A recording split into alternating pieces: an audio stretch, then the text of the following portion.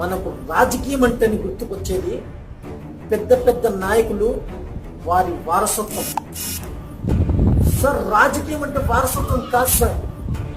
మనిషిని ప్రేమించి మానవత్వం కలిగిన ఏ ఒక్కడు ప్రజా నాయకుడే, రాజకీయ నాయకుడే. మన దేశంలో కొందరు నాయకులు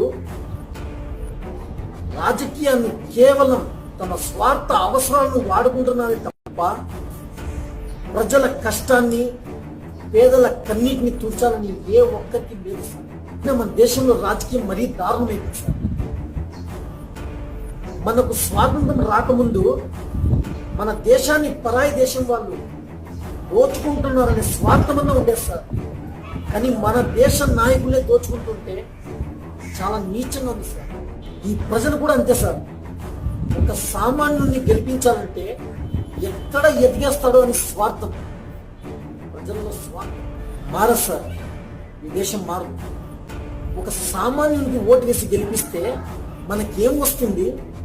అదే ఉన్నవాడికి ఓటేసి గెలిపించుకుంటే 1000 వస్తుందని ఆలోచన ఉన్న నీకు ఆ 1000 నీ దగ్గర ఎన్ని రోజులు ఉంటుందని ఆలోచించలేకపోతున్నావా? నీలాంటి సామాన్యుని ఓటేసి గెలిపించుకో. రేపటి రోజు అతన్ని ప్రశ్నించడానికి నీకు ధైర్యం ఉంటుంది.